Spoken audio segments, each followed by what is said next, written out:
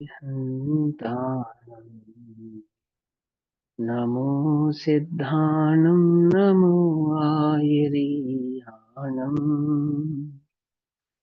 नमो वज्झायानम् नमो लोये सवसाहुनम्।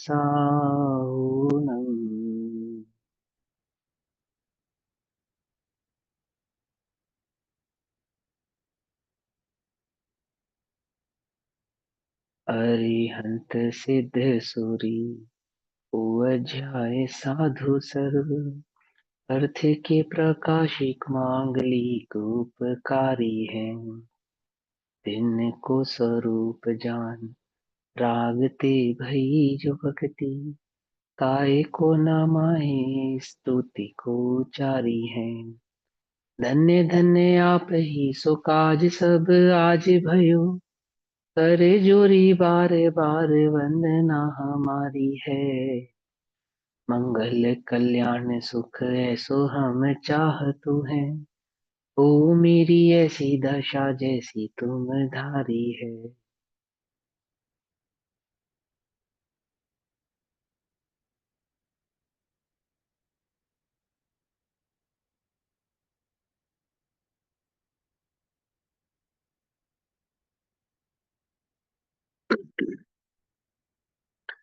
हमारी रात्रिकालीन कक्षा का विषय चल रहा है समाधि मरण।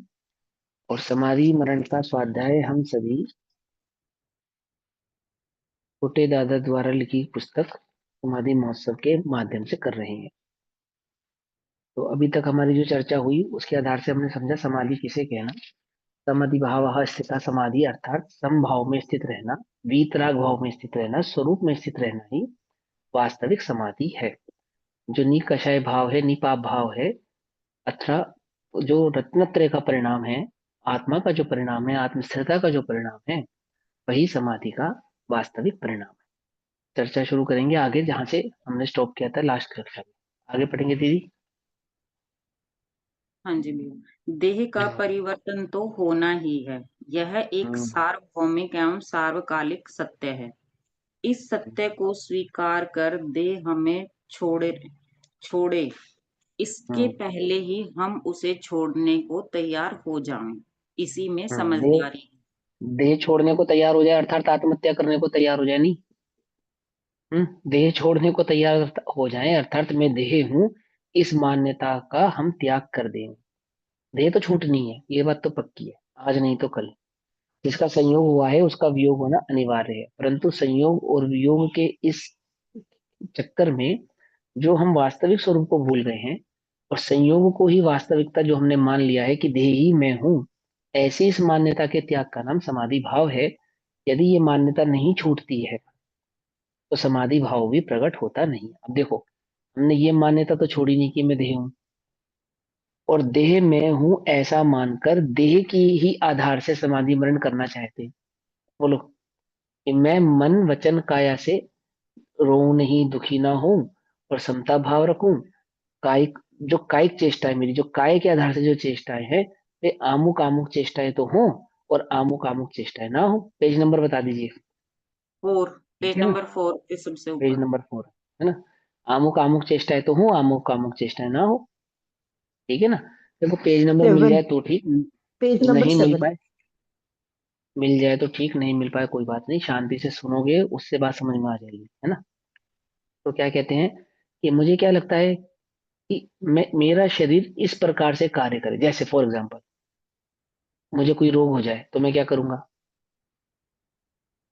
बोलो, हमने ये विचार तो किया कि मैं एलोपैथी इलाज। दवाई नहीं खाऊंगा, अथवा मैं नेचुरोपैथी से इलाज करूंगा, मैं आयुर्वेदिक दवाई का ही सेवन करूंगा, आमुक आमुक वस्तु का सेवन करूंगा, आमुक आमुक का नहीं करूंगा। इतना किया तो शाबाश, करना भी चाहिए, परंतु मैं देह से भिन्न हूं इसकी दृष्टि करूंगा, इसका चिंतन किया, इसका विकल्प किया। अगर आपका समाधि भाव यहां तक स्थित है कि मरण काल के समय अथवा आमुक काल के समय मेरे देह में आमुक आमुक प्रकार का रोग हो गया, तो मैं उस रोग के समय क्या करूंगा।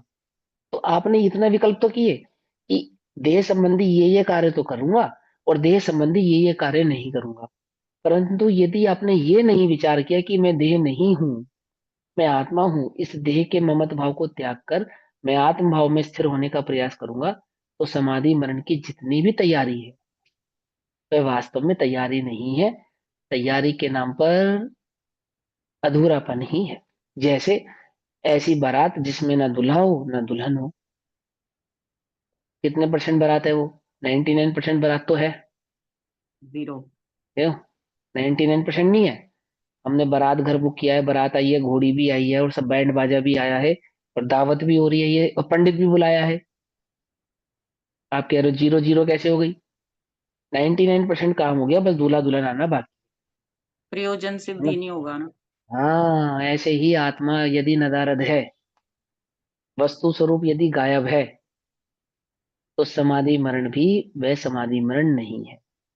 खेल है बस। जैसे छोटे बच्चे गुड्डा गुड़िया की शादी करते, वहां शादी होती है नहीं होती है ना। आधे लोगों ने तो की होगी ना, नई जनरेशन ने ना की, पुरानी जनरेशन ने तो की है ना। गुड्डे गुड़िया की शादी, उस गुड्डे गुड़िया की शादी में दावत भी होती है मालूम, और लोगों को भी बुलाया जाता है। लोग आते भी हैं दावत भी होती है, शादी भी हो जाती है। हो जाती है नहीं हो जाती है? क्या होता है वहां पे? ये सारे काम हो जाते हैं फिर भी कुछ नहीं होता। दावत होती है पर दावत नहीं होती।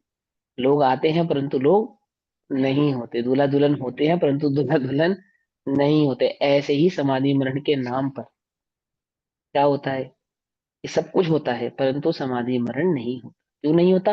क्योंकि जिसका वास्तविक में मरण नहीं होता, जो वास्तविक वस्तु स्वरूप है, जो वास्तव में मैं हूँ, उसकी दृष्टि किए बिना कैसा समाधि मरण? वह तो समाधि मरण नहीं है। तो क्या कहते हैं कि देह तो छूटनी ही है। देह किसी के प्रति जो ममत भाव है, एकत भाव है, कर्तृत्व भाव है, भोक्तत्व भाव है, ये दृष्टि जब तक नहीं टूटेगी छूटेगी, तब तक समाधि मरण प्रकट होता नहीं है। उसका छूटना जरूरी है। आगे। इस समझदारी का प्रायोगिक रूप ही संलेखना है, समाधि मरण है। प्रायोगिक रूप यानी प्रैक्टिकल रूप। प्रायोगिक रूप यानी कि वास्तविक अनुभवता। ऐसा अनुभव प्रकट करना कि मैं देह नहीं आत्मा हूं, यही वास्तविक समाधि मरण है। आगे।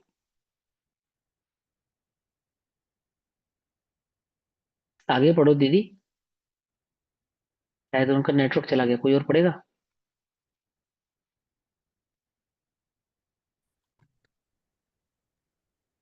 आगे आगे चलो पढ़ो, आगे इसीलिए पढ़ो दीदी। समझ उक्त छंद में सर्वाधिक महत्वपूर्ण पद निहि प्रतिकार्य है। यह विशेषण इसके पहले आए चारों पदों में लगाना अनिवार्य है। हम्म।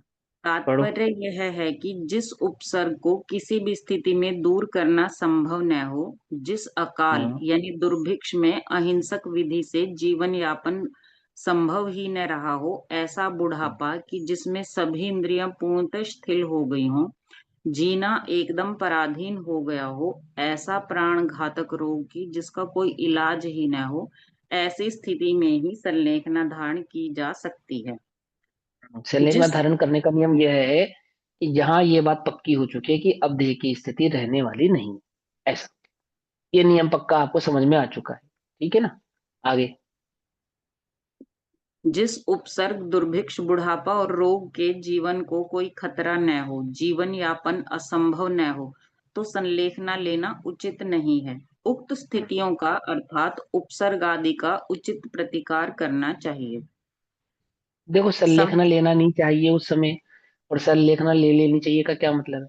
ऐसा नहीं कह रहे हैं आपको कि देह बुद्धि, अगर आपको ये लगता है कि मेरा इस देह का नियोग अब संभव नहीं है, ध्यान से सुनना इस पॉइंट को सभी ध्यान से।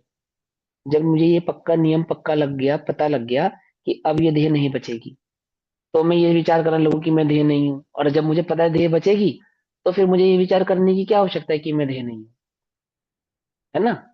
संलेखना कब लेनी? जब पक्का हो जाए कि देह तो छूटने वाली है, तो विचार करो कि मैं देह नहीं हूं, तो तत्व निर्णय करो कि मैं देह नहीं हूं। और जब पता है अभी तो देह छूटने वाली नहीं है, अभी तो समय है, अभी तो हम बच सकते हैं, तो देह की रक्षा करो, मैं देह हूं ऐसा विचार करो। मैं तो शरीर ही हूं ऐसा विकल्प रखो। ऐसी ही मान्यता रखो। ऐसे ही कह रहे हैं ना। नहीं, ऐसा नहीं कह रहे। समझना, हाँ, ये समझने वाली बात है। किसी भी स्थिति में पहले यह निर्णय तो होना ही चाहिए कि मैं देह नहीं। देह से एकत्व ममत कर्तृत्व और भोक्तृत्व बुद्धि का जो भाव है, वह इस बात के पर निर्भर नहीं करता है कि अभी देह की स्थिति है या देह की स्थिति नहीं है। ये देह अभी बचने वाली है अथवा नहीं बचने वाली, अभी संयोगी इस देह का संयोग बाकी है अथवा नहीं है। ये संलेखना का जो पहला स्टेप है वो क्या है? दो प्रकार की संलेखना, जिसको जिसको व्यवहार में या चरणान युग में संलेखना कहा जाता है, वह संलेखना, और एक जो वास्तविक संलेखना है वह संलेखना, दो प्रकार की संलेखना। तो वास्तविक संलेखना तो सम्यक दर्शन है। क्या कहा? सम्यक प्रकार का लेखन, लेखन लेखना अर्थात देखना, लेखना अर्थात देखना। क्या देखना? वस्तु स्वरूप को देखना। कब देखना? जब देह से छूटने, जब देह छूटने वाली हो तब उसी देखना। समय, उसी जब समय। इस पर्याय का अभाव होने वाला हो तब देखना। इसलिए मिली थी पर्याय, बोले ऐसा नहीं ना। तो सम्यक प्रकार से वस्तु स्वरूप का ज्ञान करना, सम्यक प्रकार से वस्तु स्वरूप को देखना, समझना, उसका अनुभव करना, वह संलेखना, वह संलेखना। वह कब करनी चाहिए? वह तो निरंतर ही ध्यान में रहनी चाहिए, निरंतर ही उसकी भावना भानी चाहिए। और इस संलेखना पूर्वक, ये जो सम्यक संलेखना पूर्वक जब ये निर्णय हो जाए कि ये देह भी अब छूटने वाली है, जिस देह को मैं भिन्न जानता हूं, इस भिन्न देह के साथ जो मेरा संयोगिक भाव है ये अब छूटने वाला है, तो क्या करें कि इस देह को बचाने का कोई भी ऐसा विकल्प ना करें, बहुत अधिक आसक्ति ना रखे कि जो हिंसामय हो या कषायमय हो। इसको स्वीकार कर लेना चाहिए सहज भाव से। यह तो स्वीकार कर ही लिया था कि मैं देह नहीं हूं, और अब जो देह छूटने का समय आया है, तो इस बात का भी अंतर में दृढ़ निश्चय, दृढ़ विश्वास के साथ कि हाँ ये देह छूटने वाली ही है। और छूटते समय किसी भी प्रकार के प्रतिकार का इंतजार ना करे कि मैं भक्षण करके भी अथवा कोई हिंसक कार्य करके भी अथवा कषाय आदि के माध्यम से इस देह को बचा लूंगा, ऐसी मान्यता ना रखे। तो क्या करे कि सम्यक प्रकार से मतलब अपना अपने व्यवहार को, अपने आचरण को भी सीमित कर ले। जैसे अपनी मान्यता को सीमित किया है, ऐसे ही अपने आचरण, अपने व्यवहार को भी सीमित कर ले। कितना सीमित कर ले? कि एकमात्र जो बचा हुआ जीवन है उस आत्मा के लिए ही जिया जाए, इस देह के साथ नहीं जिया जाए, इस देह के लिए नहीं जिया जाए, ना निमित्त रूप से ना व्यवहार रूप से, एकमात्र आत्मा के लिए ही अपना जीवन, बचा हुआ जीवन समर्पित कर देवे। एक अंतर मुहूर्त बचा हो, एक घंटा बचा हो, 3 दिन बचे हो, 3 साल बचे हो, इसको समर्पित करे, आत्मा को समर्पित करे। करे तो निरंतर ही, लेकिन प्रैक्टिकली प्रायोगिक रूप से भी अपने देह को क्या कर ले, 5 इंद्रिय के विषय कषायों से जितना हो सके उतना सीमित कर ले। उसके विकल्पों को छोड़ दे, उसके क्रियाकलापों को अधिक से अधिक छोड़ दे। मन वचन काया, आज दोपहर की कक्षा में भी प्रतिक्रमण जो चल रहा है ना, समय सार जी में चल रहा है अपना, है ना, जो समय सार के स्टूडेंट है, हम्म। वहां पे भी यही बात हम्म। समझा रहे कि हम क्या करते हैं कि मन से हुए हुए कार्य को तो मानते हैं कि हमने किया, और काय आदि से हुए हुए कार्य को हम नहीं मानते कि हमने किया।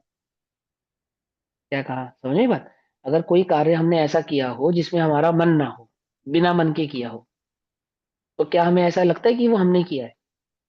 उसमें क्या लगता है, वो तो हमने नहीं किया। पर वास्तव में ऐसा नहीं है। जब जिससे हमने उपयोग को छोड़ा है, जिस पदार्थ के प्रति हमने अपने उपयोग को हटाया है, तो वहां हमारे उपयोग को मन से, वचन से और काया से, है ना, तीनों प्रकार से उस भाव को हटाना चाहिए। विस्तार तो कक्षा में सुन लेना, अभी मैंने उसका शॉर्ट समझा दिया। क्या कहा कि जो हमने उपयोग में इस बात को धारण किया है, अपने श्रद्धान में इस बात को ग्रहण किया है कि मैं देह नहीं हूं, जब ये बात समझ में आए कि देह की स्थिति भी बचने वाली नहीं है, तब उस बात को मन वचन काय के साथ स्वीकार करके अपने जीवन को सीमित करना, वह क्या कहलाती है? वह संलेखना धारण करना कहलाता है। समझ में बात? संलेखना धारण करना कि जितने जितने, जिन पापों की गृहस्थी में छूट थी अथवा जिन कार्यों की साधुपने में भी छूट थी, उन कार्यों का भी प्रतिकार करके एक आत्म भाव के साथ जीवन जीना, यापन करना, वह क्या कहलाता है? वह संलेखना धारण करना कहलाता है। उसके क्या नियम है, वो चरना नियम में जो नियम आएंगे वो आगे इसमें बताएंगे, वो हम ध्यान से समझेंगे। आगे पढ़े।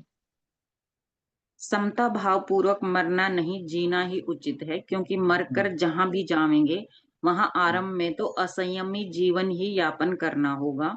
अतः हाँ। संयम की साधक वर्तमान मनुष्य पर्याय को छोड़ना उचित नहीं है। अब ये समता दो प्रकार की होती है।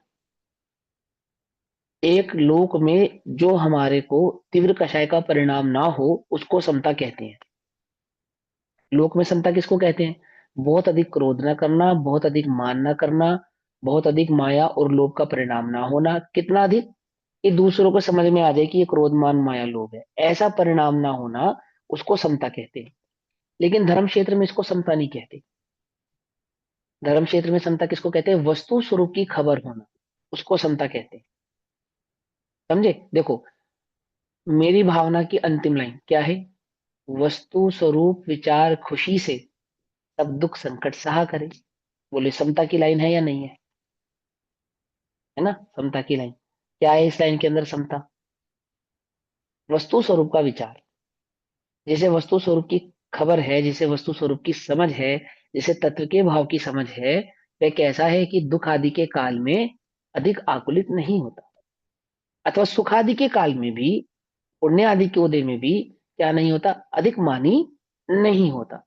दुख हो, संकट हो, किसी भी प्रकार का कार्य हो, परिणमन हो, समता से उसको ग्रहण करता है, अर्थात वस्तु स्वरूप की दृष्टि से उसको देखता है, तत्व की दृष्टि से उसको देखता है। समझ में आई बात? नहीं समझ में? किसी भी कार्य को, जो भी कार्य उसके जीवन में घटा, खास करके सबसे ज्यादा हम विचलित कब होते हैं? दुख के काल में सबसे ज्यादा विचलित होते हैं, संकट के काल में सबसे ज्यादा विचलित होते हैं। तो संकट के या दुख के काल में जो संकट या दुख के उस भाव को कैसे देखता है? वस्तु स्वरूप की दृष्टि से देखता है। इस दृष्टि से, इस दृष्टि से नहीं देखता इसको तो मैं कर लूंगा, इसको अमुक उपाय करके दूर कर दूंगा, इसको अमुक उपाय करके दूर कर दूंगा, क्रोध मान माया लोभ पूर्वक दूर कर दूंगा, हिंसा झूठ चोरी कुशील अथवा परिग्रह क्या परिणाम से मैं इसको दूर कर दूंगा। अपने संकट को कैसे दूर कर लूंगा बोलो? पाप के उदय को कैसे दूर कर लूंगा बोलो? कैसे जिन करूंगा? जान कर। चार कषाय अथवा पांच पाप की प्रवृत्ति करके दूर कर लूंगा। इसको कहते हैं असमता, असहजता। समझ में बात? और जहां पे संकट अथवा दुख के काल में भी क्या नहीं होता? चार कषाय और पांच पाप का परिणाम नहीं होता, वस्तु स्वरूप की खबर होती है। वस्तु स्वरूप विचार खुशी से, खुशी से जो वस्तु स्वरूप का विचार करेगा उसको सुख होगा या नहीं होगा? खुशी होगी नहीं होगी? प्रसन्नता होगी नहीं होगी? होगी। जो सहजता है, जो कषाय नहीं है, वही उसकी खुशी है, वही उसकी सहजता है, वही उसकी समता है। समझे मत? वह समता जो उसको प्रकट होती है उसको समता। अध्यात्म में समता किसको कहा? वस्तु स्वरूप की खबर को। लोक में समता किसको कहा? बहुत अधिक कषाय ना हो ना उसको। बहुत अधिक कषाय ना हो ऐसा तो जगत में जिसको वस्तु स्वरूप की खबर नहीं है, ऐसे जीवों को भी हो सकती है।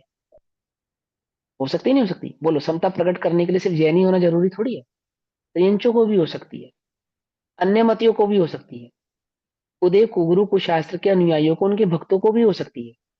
लेकिन उस समता को वास्तव में समता नहीं कहते। लोक में तो समता कहते हैं, जगत में तो उसको समता कहते हैं, परंतु वह वास्तविक समता नहीं।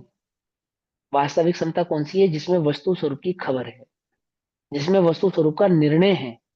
अगर वस्तु स्वरूप की खबर नहीं है, वस्तु स्वरूप का निर्णय नहीं है, तो समता भी नहीं है। इस भूल में मत रहना।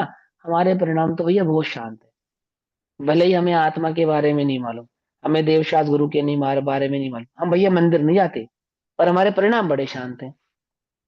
बोलो भैया, है या नहीं है? क्या लगता है आपको? पंडित टोटमल जी से पूछेंगे तो वो कहेंगे इतना किया तो शाबाश। परंतु, परंतु ये वास्तविक समता तो नहीं है। ये संसार के दुखों से छूटने का उपाय तो नहीं है, ये मार्ग तो नहीं है कि तू इस मार्ग पे रहकर संसार के दुखों से छूट जाए। क्यों? ये परिणाम कैसे? आज मंद है कल तीव्र हो जाएंगे। आज जो कषाय मंद है वो कषाय कल तीव्र हो जाएगी। क्यों हो जाएगी? वस्तु स्वरूप की खबर नहीं है। तो कषाय को तीव्र होने में कितना समय लगेगा? कितना समय लगेगा बोलो? कुछ समय लगेगा? नहीं लगेगा। तो समता पूर्वक देह का त्याग कर देना, ऐसा नहीं। वस्तु स्वरूप को विचार कर जो जिसका नियोग वियोग होना है, हो रहा है, उसमें सहज रहना, वस्तु स्वरूप की दृष्टि से उसको देखना। तुम्हारा कोई नुकसान हो जाए घर में, किसी भी प्रकार का हो जाए, तो कैसे देखते हो उसको बोलो? ये भैया निश्चय से तो ऐसा है, परंतु व्यवहार से ऐसा है। बोलो, वस्तु स्वरूप निश्चय से कैसा है और व्यवहार से कैसा है? नहीं आत्मा लगती है। निश्चय से, आत्मा निश्चय से कैसा है और व्यवहार से कैसा है? कैसा है बोलो? अब भैया ऐसे तो लोक में सब ऐसा हो जाएगा, सब नुकसान हो जाएगा, सब बिगड़ जाएगा। तुम्हें अभी वस्तु स्वरूप की खबर ही नहीं, तुम्हें मालूम ही नहीं है उद्गल का जो परिणमन है वो स्वतंत्र रूप से परिणमता है। तुम्हारे परिणमाने से परिणमता नहीं है, तुम्हारे आधार से परिणमता नहीं है, तुम्हारी चतुराई से परिणमता नहीं है। लेकिन तुम्हें भूल है ऐसी कि हमारी चतुराई से परिणमित होगा, हमारे उपदेश से परिणमन होगा, हमारे कहने से कार्य होगा। तुम्हारे कहने से होगा या नहीं होगा? वस्तु स्वरूप में ऐसी छूट नहीं है। ध्यान समझना है ना, अन्यथा ग्रहण नहीं करना। पहली दृष्टि किसकी करना, वस्तु स्वरूप की करना, पहला काम, वो वास्तविक समता है।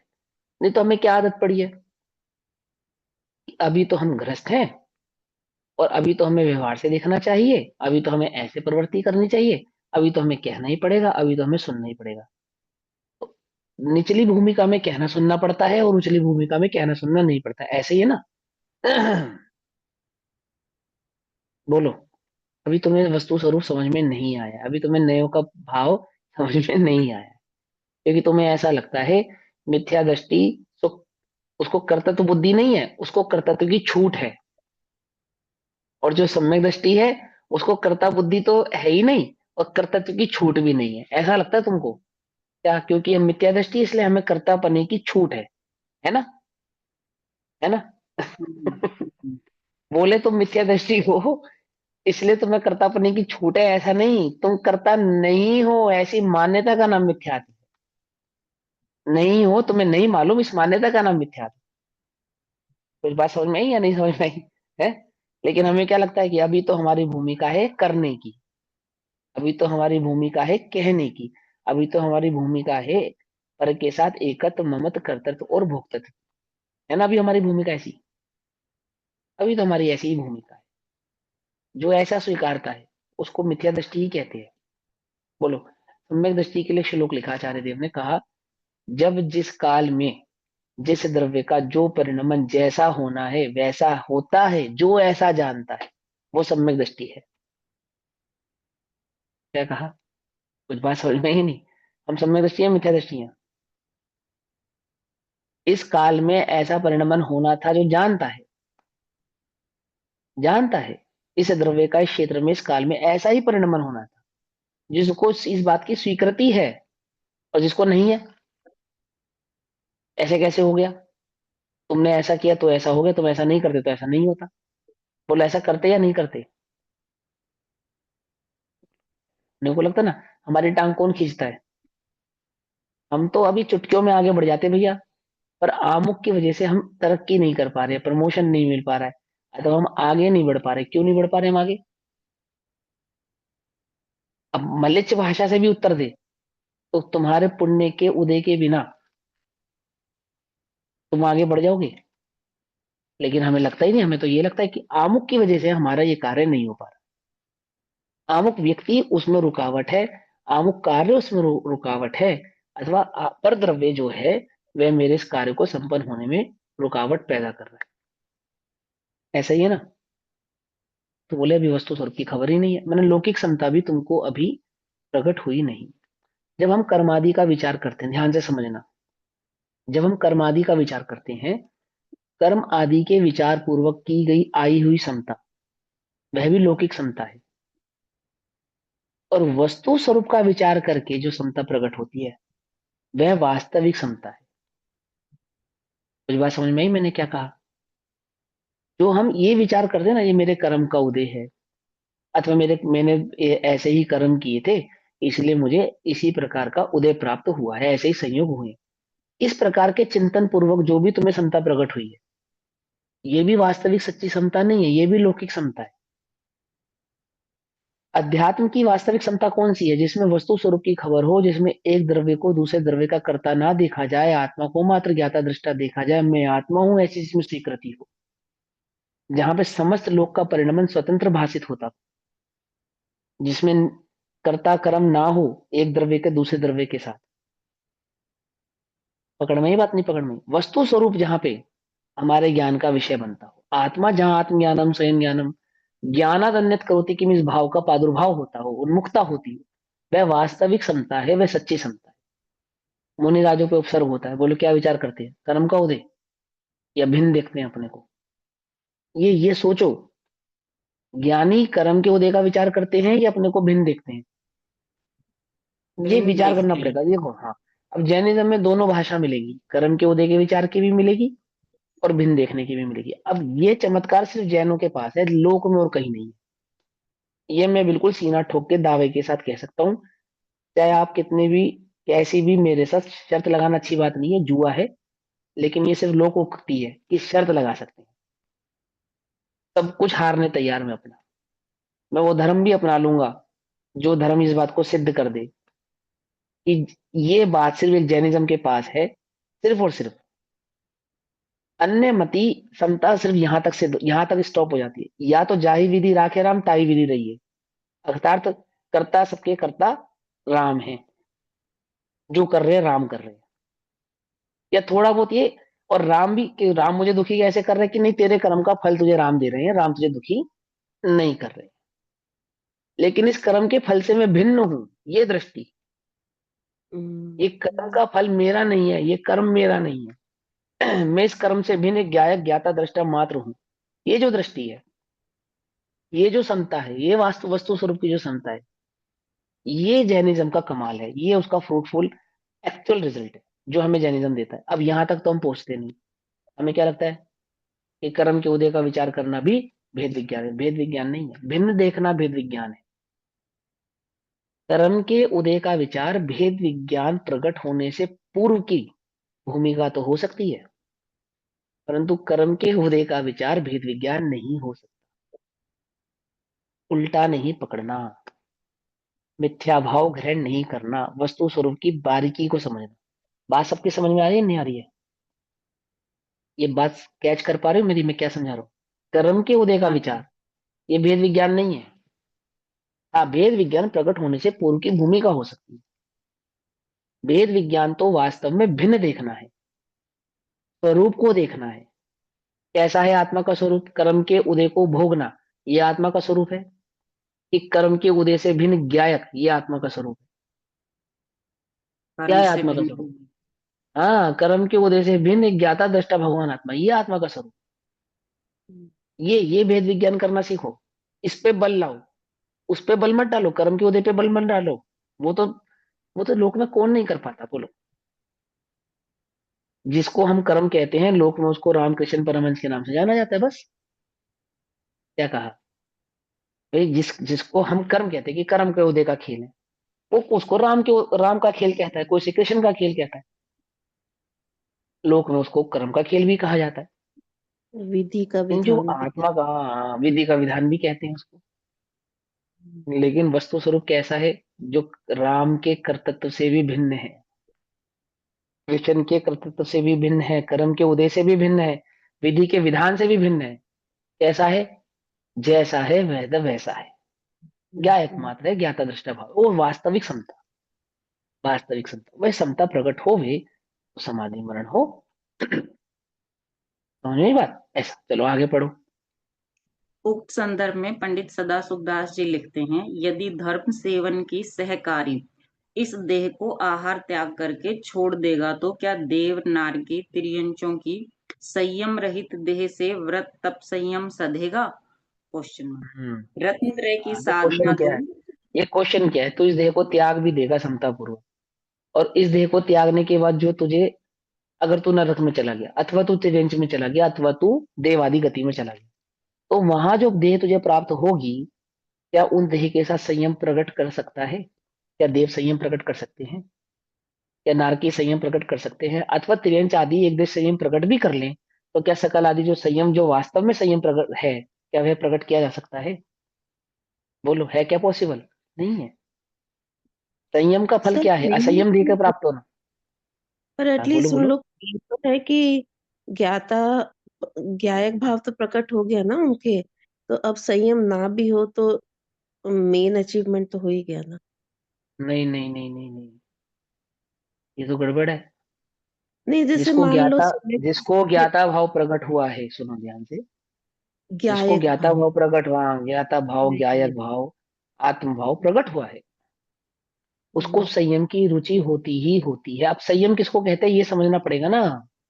हम्म। ये समझना पड़ेगा संयम कहते किसे हैं। उसे भोगों की रुचि नहीं होती, उसे वीतराग भाव की रुचि होती है, उसे आत्मा की रुचि होती है, आत्मस्थिरता की रुचि होती है।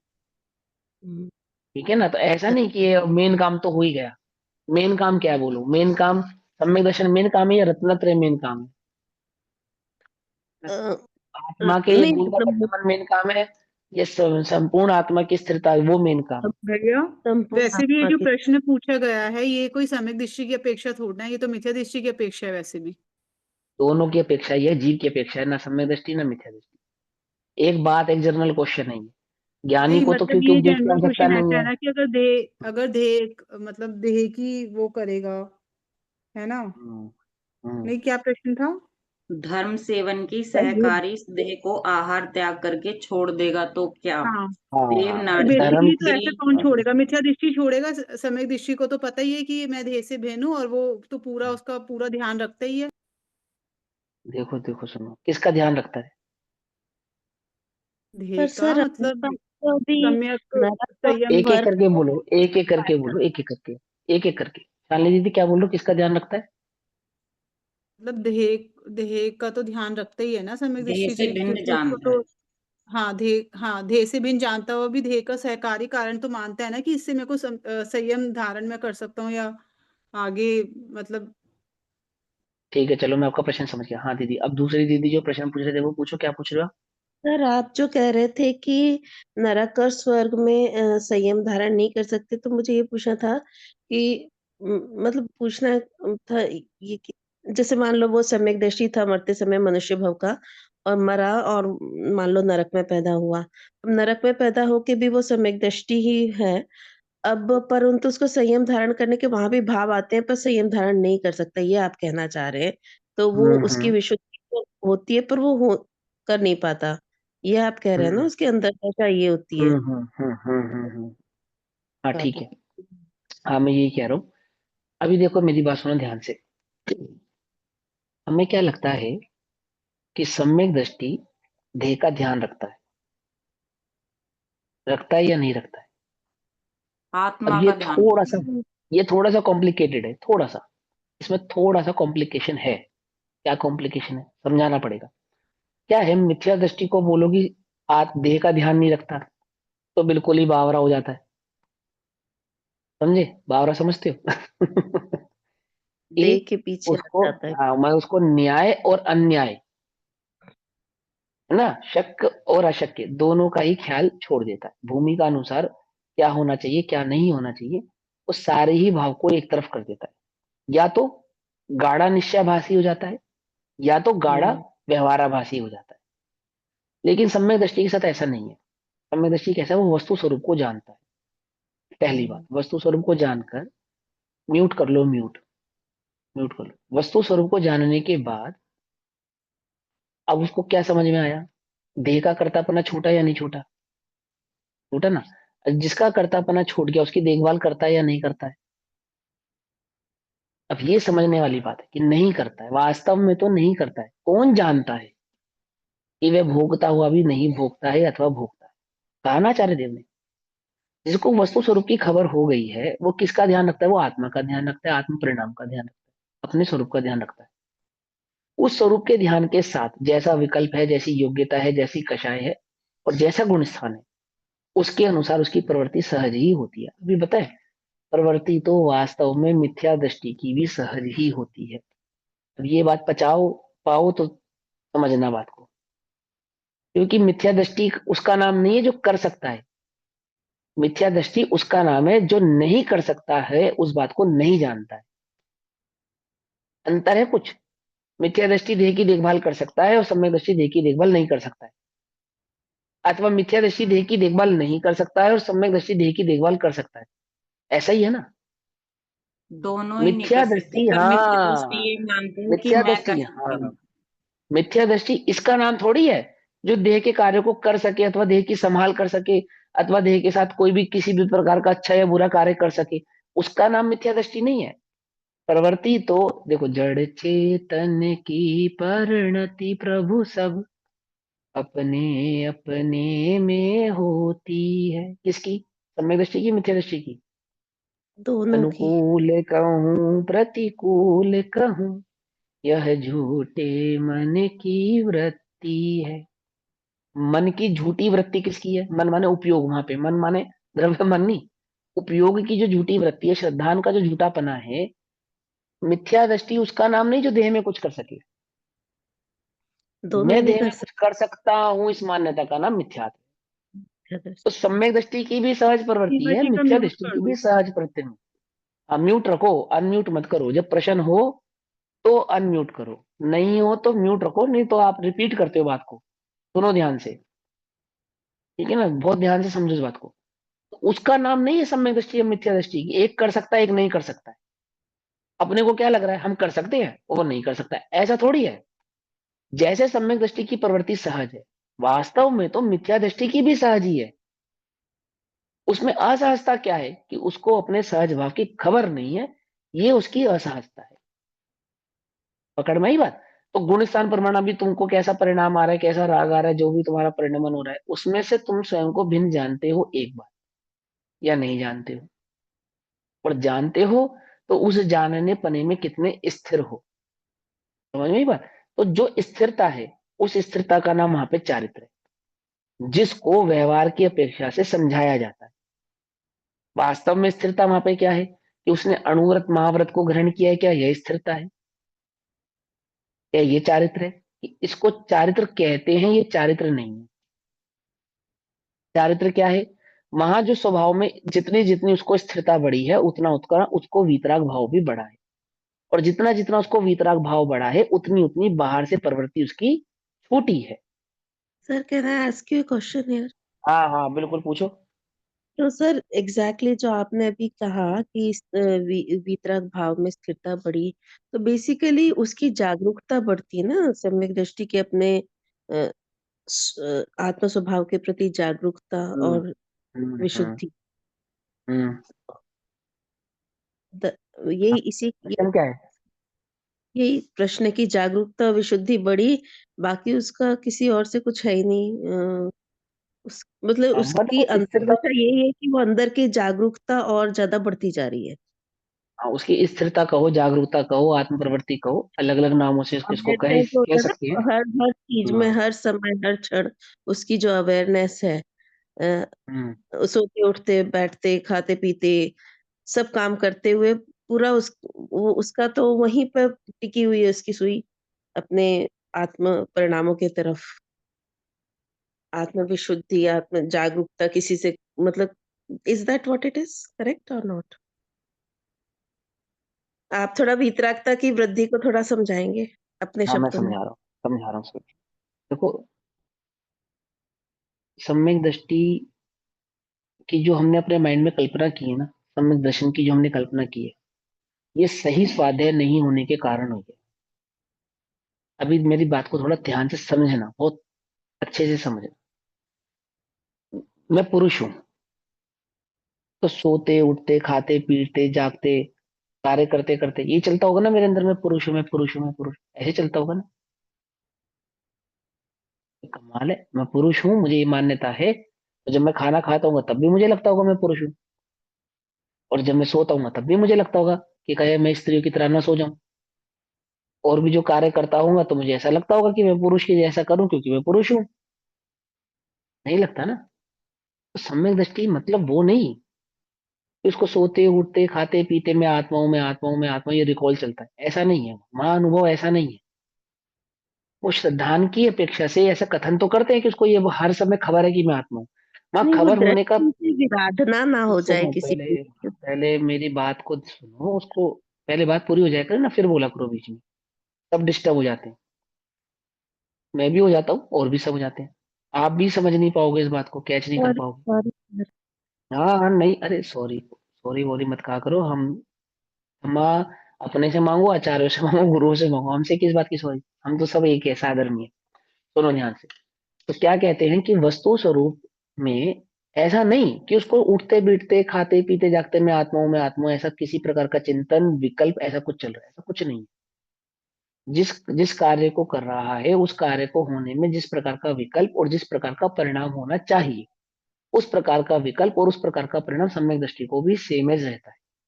जैसा अभी हमको है, जैसे मान के चलो अभी मैं पढ़ा रहा हूँ आपको, है ना, आप लोग सुन रहे हो, तो क्या क्या सोच के सुन रहे हो? मैं आत्मा हूँ ये मान के सुन रहे हो, मैं स्त्री हूँ ये मान के सुन रहे हो? क्या मान के सुन रहे हो? क्या चल रहा है आपके अंदर में? कुछ रिकॉल चल रहा है अंदर में, मैं स्त्री हूँ, मैं स्त्री हूँ, मैं भूलना चाहूँ कई भैया की बातों में उलझ के मैं ये ना भूल जाऊँ मैं स्त्री हूँ। अथवा मैं इन बातों में ये ना भूल जाऊँ कि मैं आत्मा हूँ, ऐसा कुछ थॉट चल रहा है अंदर में? कुछ भी नहीं चल रहा, बिल्कुल सिंपल हम बोल रहे हैं, आप सुन रहे हो बिल्कुल एकदम शांति से। तो भी हमारा जो धारणा ज्ञान है, यदि वो मिथ्या भाव से स्थित है, तो वहां यही धारणा बैठी है कि मैं स्त्री अथवा मैं पुरुष हूँ। अथवा मैं अमीर हूं, मैं गरीब हूं, मात्र इतना नहीं मैं स्त्री पुरुष हूं। उसी धारणा में मैं जैन हूं, मैं दिगंबर जैन हूं, मैं स्त्री हूं, मैं गोरी स्त्री हूं, मैं मोटी हूं, मैं काली हूं, अथवा मैं अमीर हूं, मैं गरीब हूं, मैं पढ़ी लिखी हूं, मैं अनपढ़ हूं, मैं आमुक आमुक कार्यों में दक्ष हूं, आमुक आमुक कार्य नहीं कर सकती हूँ। ये सारी धारणा अंदर में एक साथ एक रूप से व्याप्त एक अविरल धारा की तरह बह रही है, और एक का भी विकल्प नहीं है अंदर में। है बोलो? अभी तुम्हें अपनी पढ़ाई याद आई? बोलो, तुम्हें याद आया ये बात बात सुनते सुनते कि मैं इतनी पढ़ी लिखी और ये हूँ, ये सब ऐसा है, मेरा इतना बड़ा घर है, इतना बड़ा मकान है, मेरी मम्मी का नाम ये, मेरे पापा का नाम ये, अमुक व्यक्ति मेरा भाई है, अमुक व्यक्ति मेरी बहन है, ये सब चल रहा है आपके अंदर में? कुछ भी नहीं चल रहा, लेकिन धारणा में एज इट इज बैठा है, ऐसा का ऐसा बैठा है। ऐसे ही सम्यक दृष्टि को ऐसा विकल्प या परिणाम नहीं है कुछ भी वहां पे, लेकिन उसकी धारणा में ये बात बैठ गई है कि मैं आत्मा हूं। कैसे बैठ गई है? अनुभव के बल पे बैठी है। उस अनुभव के बल पे मैं आत्मा हूं को जब उसने प्रकट किया है, जाना है, और जितनी देर वो सम्यक दर्शन की स्थिति है, उपशमय छह उपशमय छायिक है, जो उसकी स्थिति है छायिक है, ऐसा मानकर हम अभी यहाँ पे कथन कर रहे हैं। यहाँ जो स्थिरता प्रकट हुई है कि मैं आत्मा हूं, उस आत्म भाव का अनुभव प्रकट करता है बार बार बार बार बार। वहां बुद्धि पूर्वक उपयोग को लेकर जाता है, चलता नहीं है उसको कि मैं आत्मा हूं। ऐसा नहीं है कि मैं आत्मा हूं, ऐसा चलता रहेगा सहजी, उठते बैठते खाते पीते। मुनिराज भी बुद्धिपूर्वक ध्यान करते हैं, मुनिराज भी बुद्धिपूर्वक अपने उपयोग को उस बाहर से समेट के अंतर में लेकर जाते हैं। मुनिराज भी उपवास आदि ग्रहण करते हैं। क्यों करते हैं? जब ऐसा जानते हैं कि प्रवृत्ति बाहर बहिर्मुख अधिक हो सकती है, तो उपवास आदि ग्रहण करके अपने उपयोग को बाहर से समेट के अंतर में लेकर जाते हैं, बुद्धिपूर्वक करते हैं इस कार्य को, पुरुषार्थ कहलाता है ये। तो छायक सम्यक दर्शन हो गया है, उस जीव को भी आत्मानुभूति को प्रकट करने का पुरुषार्थ करना पड़ता है। अब इसको दो प्रकार से पुरुषार्थ करना पड़ता है, एक सहज पुरुषार्थ होता है। लेकिन वह पुरुषार्थ का मतलब नहीं उठते बैठते खाते पीते चलते और सब में तो आत्मा हूं, में तो आत्मा, ऐसा कुछ नहीं चलता उसको, ऐसा कुछ नहीं चलता उसको। ये उसकी जो प्रैक्टिस है वो उसके अनुभव के बल पे है। वहां अनुभव की धारा में विरल भाव से बह रहा है, जैसे अभी हमारे अविरल भाव से बह रहा है। मैं पुरुष हूं, मैं स्त्री हूं, मैं गोरा हूं, मैं काला हूं, मैं आदि आदि हूं।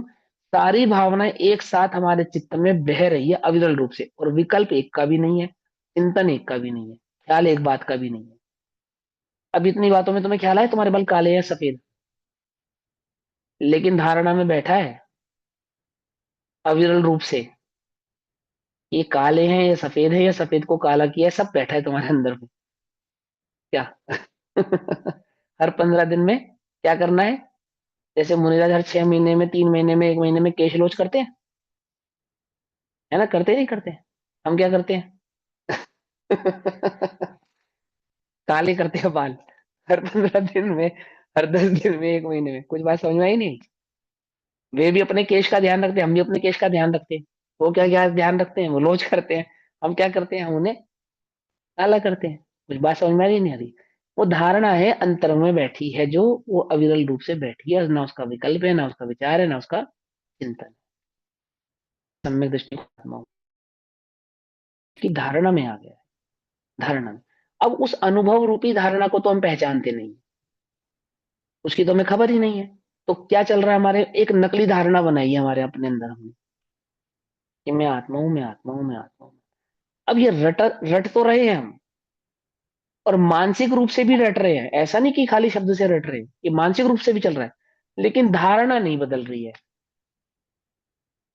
हमें क्या लग रहा है? हमारे मन में जो रिकॉल चलता है कि मैं आत्मा हूं, मैं आत्मा हूं, मैं आत्मा हूं, मैं आत्मा हूं, मैं ज्ञाता दृष्टा हूं, मैं तो ज्ञायक हूं, मैं तो ज्ञाता दृष्टा हूं, मैं तो प्रभु हूं, मैं तो भगवान आत्मा हूं। ऐसा करने से हमें सम्यक दर्शन प्रकट हो जाएगा। कभी नहीं होगा, 3 काल में नहीं होगा, कितनी कोशिश कर लेना, कभी भी नहीं होगा। समझ लेना ध्यान से।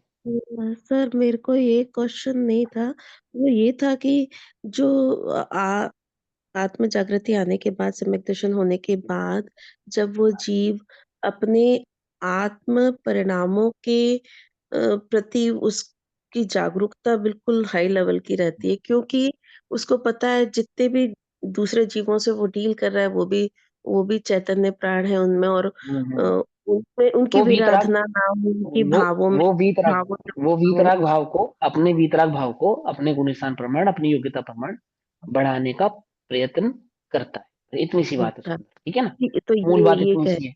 कि अपने प्रयत्न वीतराग करता है। भाव को बढ़ाने का वो प्रयास करता और जो आपने है। ठीक है ना? बोला बुद्धिपूर्वक जाना, तो वो हाँ, बुद्धिपूर्वक आत्मा में जाना वो मतलब हर चीज़ से समेट के अपने आप को वापस अपने आत्मा का अनुभव प्रकट करना, राइट?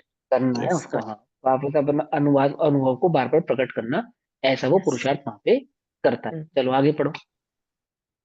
रत्नत्रय की साधक तो यह मनुष्य देह ही है। जो धर्म की साधक मनुष्य देह को आहार आदि त्याग कर छोड़ देता है, उसका क्या हाँ कार्य सिद्ध होता है? इस देह हाँ, को अब देखो, त्यागने से अब हमारा इस लाइन का क्या मतलब, प्रयोजन सिद्धेगा? इस लाइन का जो भाव है वो ये समझाना चाहते हैं कि समाधि मरण का मतलब देह त्यागना नहीं है।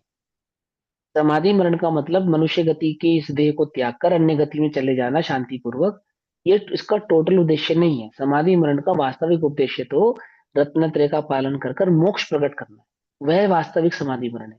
ये बात और है कि मोक्ष आदि की प्राप्ति नहीं होने पर, रत्नत्रय की पूर्णता नहीं होने पर, इस देह आदि के छूटने पर हमें अन्य गतियों में जाना पड़ता है। ये बात तो है, लाजमी सी है, तो जाना ही पड़ेगा हमको। लेकिन कोई यदि ये मान रहा हो कि शांति से देह छूट जाए बस, इसका नाम समाधि मरण है, तो उसकी मान्यता अगर ऐसी है तो वह गलत है। क्योंकि शांति से सहज भाव से देह का छोड़ जाने में क्या भलाई है, उसमें क्या दम है? जो रत्नत्रय की प्राप्ति, जो समय दर्शन आदि को प्रकट करके मोक्ष आदि की प्राप्ति इस मनुष्य गति में ही संभव है, ऐसी उस मनुष्य गति को त्याग कर अन्य गति में जाने से लाभ क्या होने वाला है? लाभ तो कुछ भी नहीं होने वाला। और यदि तुम यही लाभ मान के बैठे हो कि शांति से देह छूट जाए बस हमारी, तो हमारे तो संता परिणामों से देह छूट जाए, हमारा तो समाधि मरण हो जाएगा, तो कह रहे ये मान्यता यदि तुम्हारी बैठी है तो तुम्हें अभी समाधि मरण का स्वरूप समझ में आया नहीं। कि शांत परिणामों से समता पूर्वक देह का छूट जाना, इसका नाम समाधि नहीं है। रत्नत्रय की प्रकटता होवे, रत्नत्रय का पालन होवे, और इस देह से वो 8 कर्मों का नाश करके जीव मोक्ष आदि की प्राप्ति कर ले, वो वास्तविक समाधि मरण है। वो नहीं प्रकट होगा तो अन्य गति तो प्रकट होगी ही होगी, ये तो बात ही नहीं है। लेकिन तुम ये मान के बैठे हो कि भैया चलो शांति से देह छूट जाए तो हमारा समाधि मरण हो जाएगा, तो बोले नहीं, इसका नाम समाधि मरण नहीं। अब ज्ञानी को तो ये गलती है ही नहीं, क्योंकि उसको तो वस्तु स्वरूप की खबर है। लेकिन कोई अज्ञानी जिसको वस्तु स्वरूप की खबर नहीं है, यदि उसकी मान्यता में ये बात बैठी है, तो उसका यहाँ पे निराकरण कर रहे हैं कि ऐसा नहीं मानना चाहिए। आगे। व्रत धर्म रहित और दूसरा नया शरीर धारण कर लेगा। हाँ, व्रत धर्म रहित और दूसरा शरीर धारण कर लेगा, क्योंकि जन्म से तो पंडित व्रत धर्म आदि किसी को होते ही नहीं है। यदि मनुष्य गति में भी जाएगा तो कोई जन्म से तो व्रत आदि पालन नहीं करेगा, 8 वर्ष की उम्र तक तो संयम अवस्था में ही रहेगा, उसके बाद ही उसको संयम आदि का ग्रहण होना होगा। ऐसा, चलो आगे।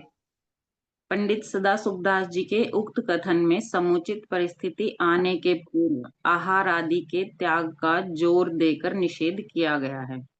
सागर हम्म। धर्मामृत में पंडित आशाधर जी लिखते हैं, न धर्म साधन मिति स्थास्नु नाश्चम वपुर बुद्धे न च केनापि नो रक्षमिति सोचाम विनश्वरम। अर्थात तत्वज्ञानी पुरुषों को धर्म का साधन होने से शरीर को नष्ट नहीं करना चाहिए, और यदि वह शरीर स्वयं नष्ट होता हो तो शोक नहीं करना चाहिए, क्योंकि तो जो मरते तत्वज्ञानी हुए होते को हैं, कोई नहीं बचा सकता। बचा सकता है, जो तत्वज्ञानी होते हैं जिन्हें वस्तु स्वरूप की खबर होती है, ना वो देह को बचाते हैं ना वो देह को मिटाते हैं, दोनों ही प्रकार नहीं से कार्य नहीं करते।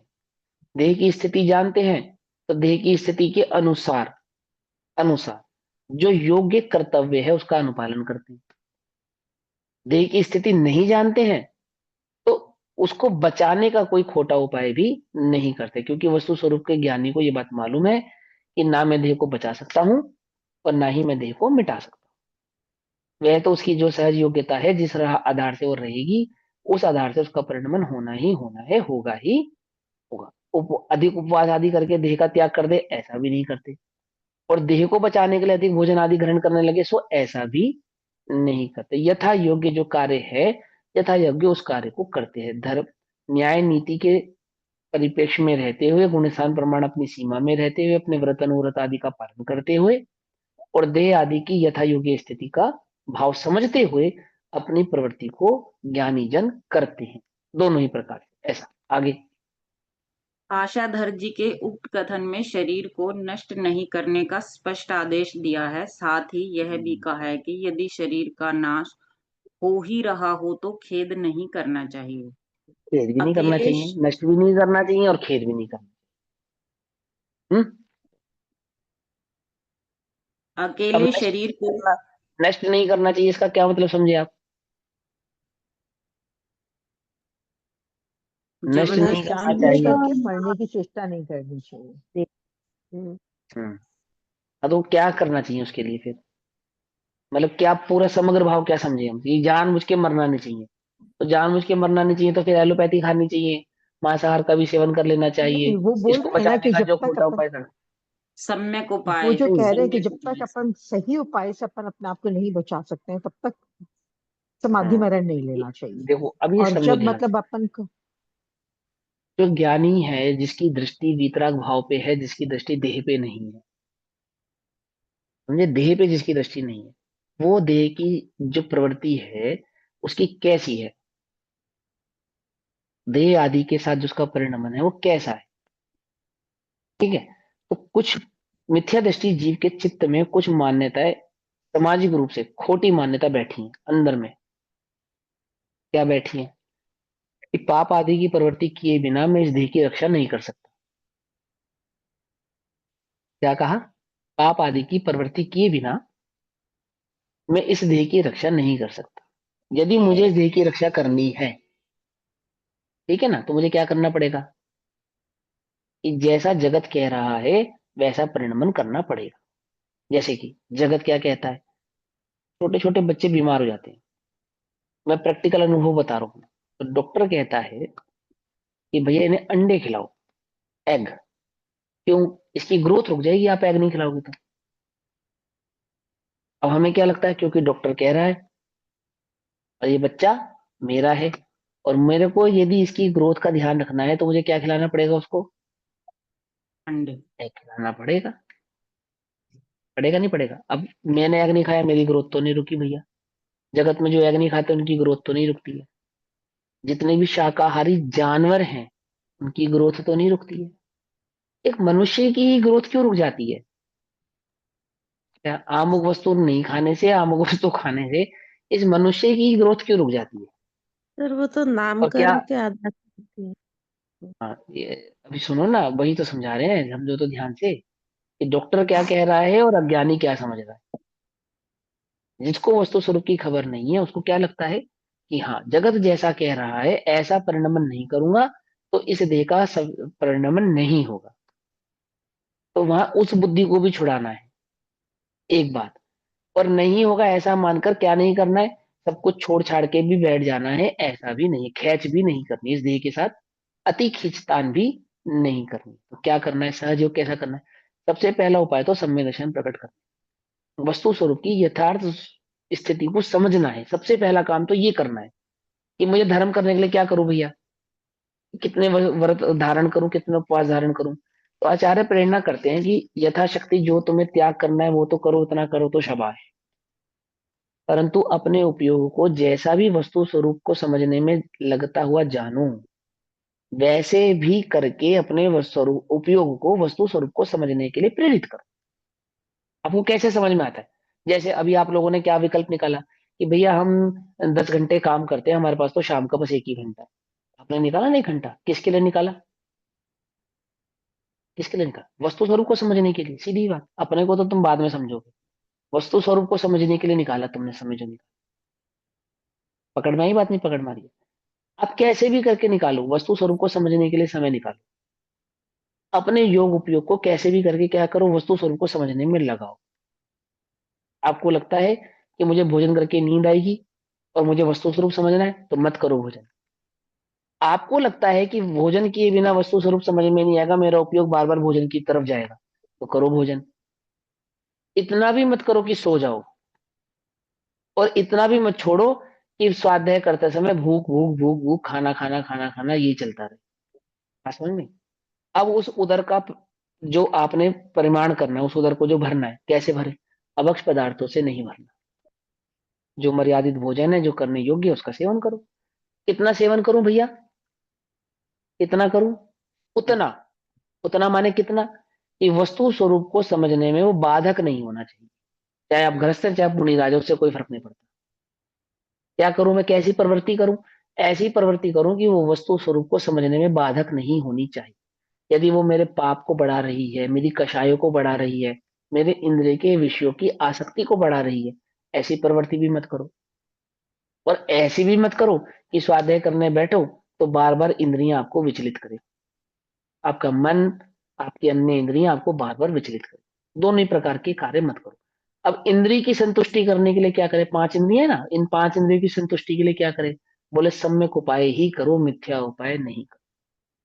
इस बात का निर्णय पहले करो कि ये जो देह है, इसकी जो स्थिति है, इसके पुण्य प्रमाण से ही रहेगी, मेरी मिथ्या बुद्धि के आधार से इसकी स्थिति रहेगी, ऐसा नहीं कि मैं अपनी चालाकी से, अपनी चतुराई से, अपनी कषायों से अथवा अपनी पाप की प्रवृत्ति से इस देह को बचा लूंगा।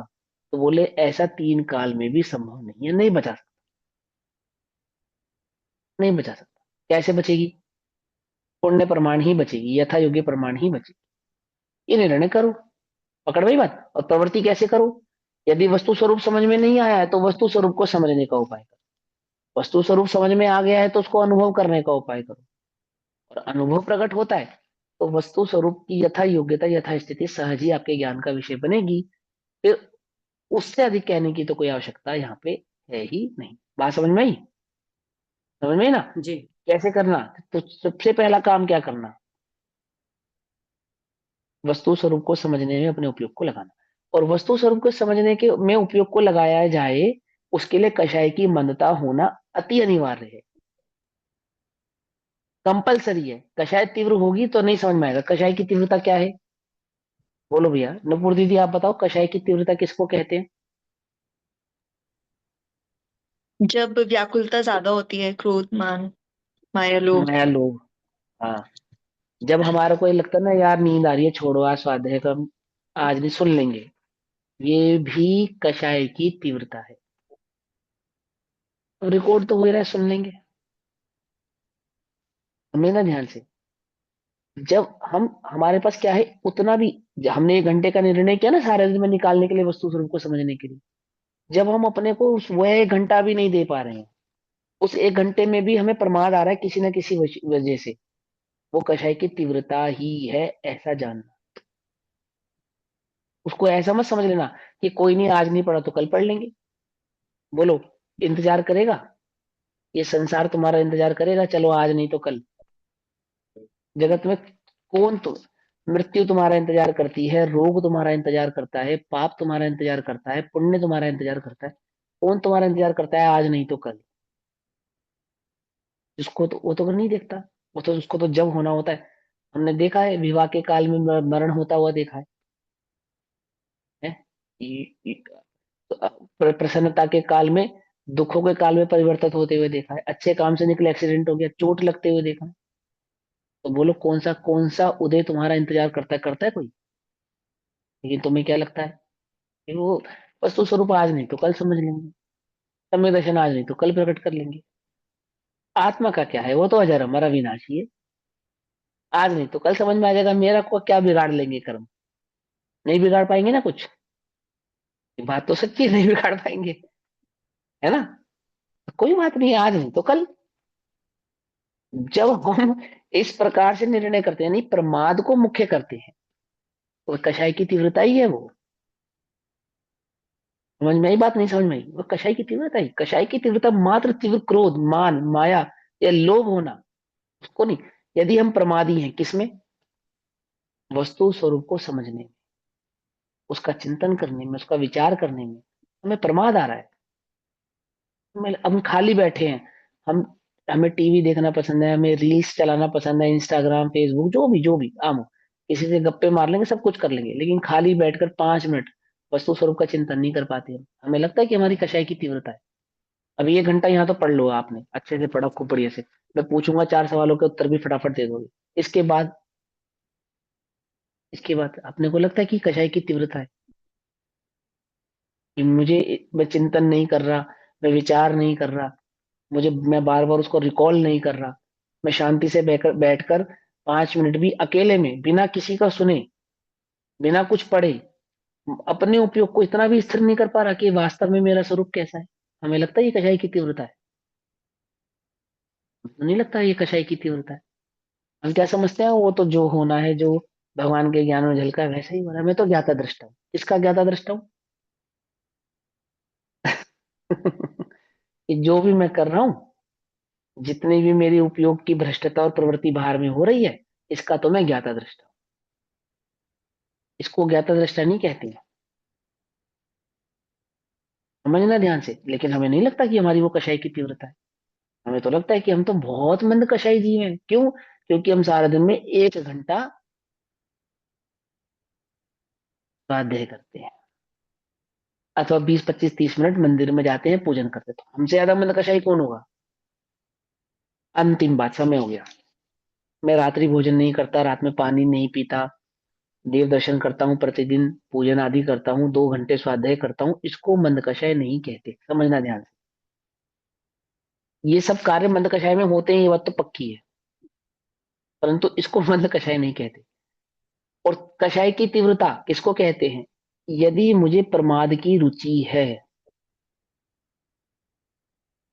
चाहे वो 5 मिनट के लिए है, चाहे वो 5 घंटे के लिए, यदि मेरी रुचि प्रमाद की रुचि है, तो उसे कषाय की तीव्रता ही जानना। भले ही उस समय मैं क्रोध नहीं कर रहा, तीव्रता से मान माया लोभ आदि नहीं कर रहा हूं, भले ही मेरी कषायों में इंद्रियों की तीव्र प्रवृत्ति ना हो, लेकिन यदि रुचि प्रमाद की है, पता, मिथ्यात्व का दूसरा नाम प्रमाद है।